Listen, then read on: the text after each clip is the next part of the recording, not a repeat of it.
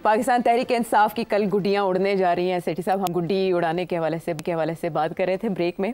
तो पाकिस्तान तहरीक इंसाफ जलसा करने जा रही है, वो भी लाहौर में। और ये पाकिस्तान तहरीक इंसाफ के लिए बहुत बड़ा चैलेंज इसलिए था कि यूँ लग रहा था कि इजाज़त नहीं मिलेगी, या जलसा किसी न किसी तरह मुलतवी हो जाएगा। लेकिन 22 अगस्त के बाद ऐसा मिशन पकड़ा है पाकिस्तान तहरीक इंसाफ ने कि जलसा मुलतवी करने का सवाल पैदा नहीं होता।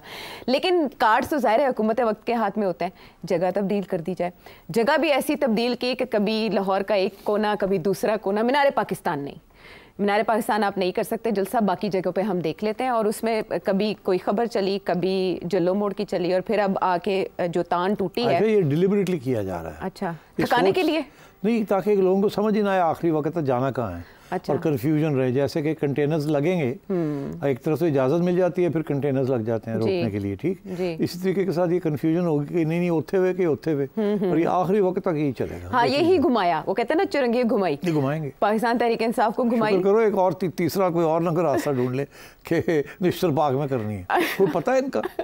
अच्छा, ठीक है। वो निश्तर पाक या ये शाहपुर कांजरा या इस तरह के बहुत से नाम चलते रहे ग्रुप्स में। फिर उसके बाद जाके पता चला कि कान्हा में रिंग रोड पर जलसे की इजाजत दे दी गई है। और कुछ ये पक्की खबर है, कच्ची? ये अभी तक के मुताबिक जो रिपोर्ट कर रहा है हमारा चैनल समा, वो भी Kanha ring road. I know, मगर जो ऑफिशियली जो इशू है नोटिफिकेशन, उसमें तो नोटिफिकेशन के अंदर तो जल्लो पाक है जी। वो और कितने 40-42 किस्म के कंडीशन, 40 से ज्यादा कंडीशन, दिन ब दिन हर जलसे से कंडीशंस बढ़ती जाती हैं। हाँ। और इसमें 2-3 तो बड़ी दिलचस्प कंडीशंस लगा दी। हाँ, वो तो इंटरेस्टिंग आप बताएंगे। लेकिन आपके ख्याल में जलसा हो जाएगा, कामयाब हो जाएगा? फिर वही बात, जलसा होगा, पीटीआई कहेगी बड़ा कामयाब है, आप कहेंगे नहीं की कामयाब है, बंदे कोई नहीं पहुंचे होते। अच्छा। वो कहेंगे जी बंदे साढ़े रोकते, जितने बंदे वहाँ पहुंचे उतने बंदे उससे बाहर से जो आने नहीं दिए। तो ये बातें चलती रहती हैं। अच्छा। जलसा धक्का लगा के हो जाएगा, क्योंकि देखे ना, अब वो होना तो है, ये इजाजत जो मिल गई है, तो वो तो आएंगे जहाँ से ही लाएंगे, इधर उधर से। मगर इट विल नॉट बी वो जो इमरान खान चाह रहे हैं ना, शो ऑफ स्ट्रेंथ, फ्लड आ जाए, वेव आ जाए, उड़ा के रख दे, कोई नहीं होना। तो इस्लामाबाद जलसे के बाद क्रैकडाउन हुआ था, अब क्या होगा? नहीं, अब तो मेरा ख्याल है अगर अब क्रैकडाउन की ज़रूरत नहीं पड़ेगी, अनलेस ये फिर अनाउंस कर देंगे एक और करना है हमने।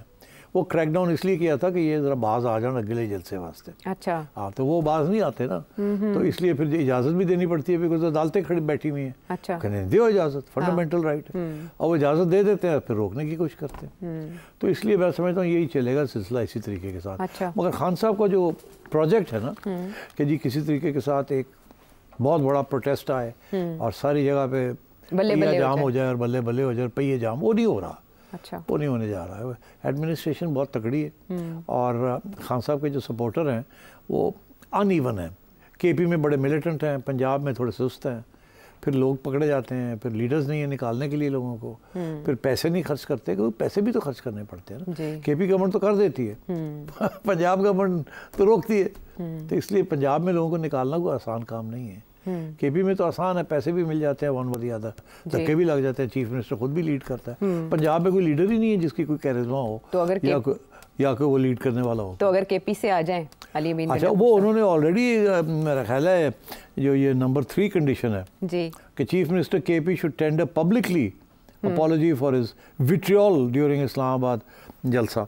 कि जी उन्होंने जो इस्लामाबाद में जलसे के अंदर जो गाली गलोच की थी, विट्रियोलिक बात कहे ना, कि उसकी माफ़ी मांगे, तो वो माफ़ी की उन्हें मंगनी, उन्हें फिर वही गल करनी है थे, दोबारा कर सकेंगे बात।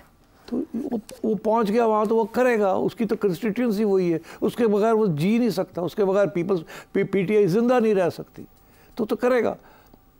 आप लिखते जाएं जो आपने लिखना है। क्या आप वो माफ़ी नहीं मांगता, क्या आप उसको रोक देंगे जाने से?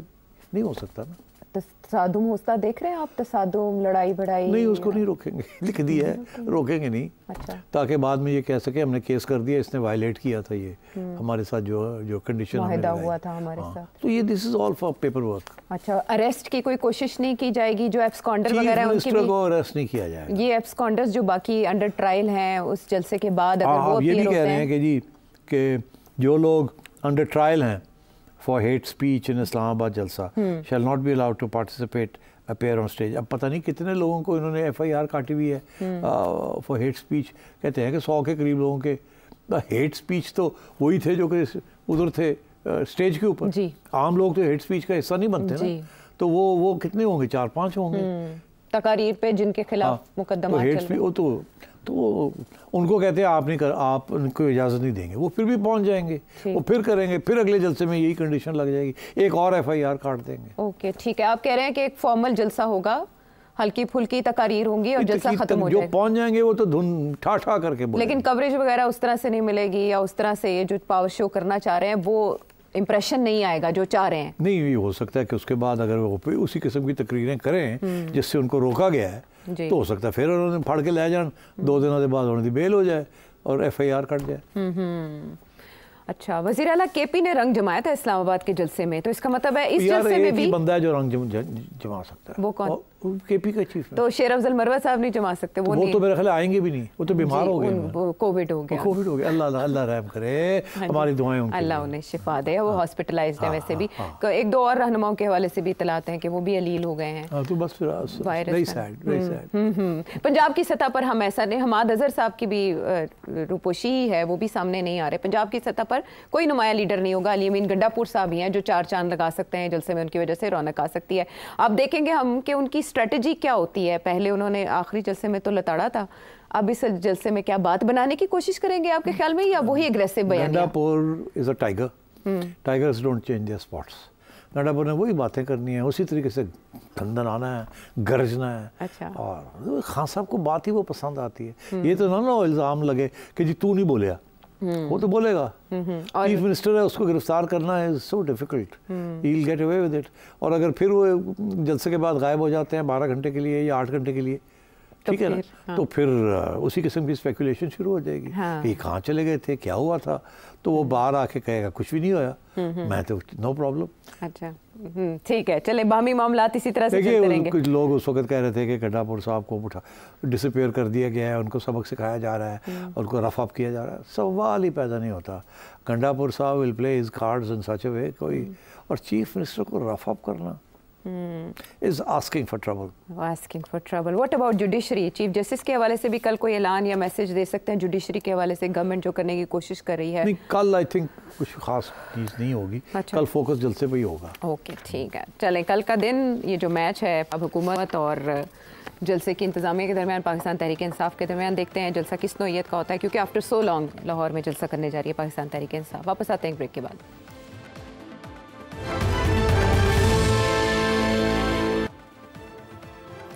शो में एक बार फिर खुश आमदेद। और अब आपके सवालात, और इन सवालात में सबसे पहले हैं लाहौर से सईद भट्ट साहब।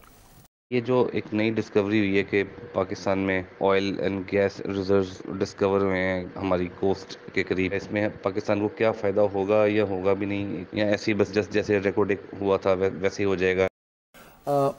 इस सवाल का जवाब देने से कबल मैं एक बात कहना चाहूँगा कि दर्जनों के हिसाब से सवाल आ रहे हैं, बड़ी खुशी की बात है। मगर उसमें से कोई 80% ऐसे हैं जिसके ताल्लुक़ लोगों के साथ है। तो मेरा ख्याल है आप लोग वो सवाल करें जहाँ सवाल का जवाब भी मिल सके। तो इसलिए अब मैं आता हूँ ये जो अभी आपने सवाल किया, ठीक है ना आयशा?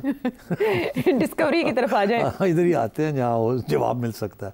अब वो ये है कि ऑयल रिजर्व्स, आप लोगों को पता नहीं याद है कि नहीं याद कि एक दिन इमरान खान साहब ने अनाउंस कर दिया बैठे बैठे कि जी इतनी हमने ऑयल रिजर्व्स डिस्कवर कर ली हैं कि अब बस जन्नत बनने वाली है पाकिस्तान। नौकरियां ही नौकरियां। फैसल वावड़ा साहब ने कहा था लोग ढूंढेंगे नौकरी। फैसल वावड़ा साहब उस वक्त खान साहब के चहेते थे और स्पोक्समैन थे।